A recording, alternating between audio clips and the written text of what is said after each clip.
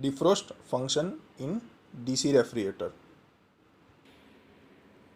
It is natural for moisture in the air to condense on the cold surface.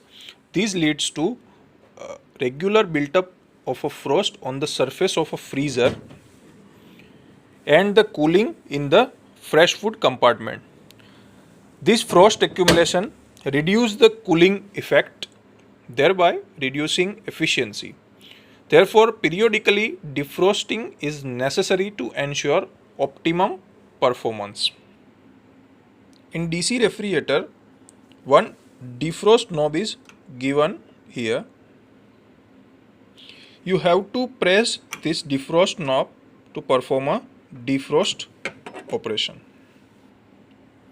You have to press defrost knob every 3 days for removing ice from freezer compartment. Also, in freezer compartment you can see the defrost indicator. Whenever frosting ice is reaching up to defrost indicator, you have to push the defrost knob for defrost process.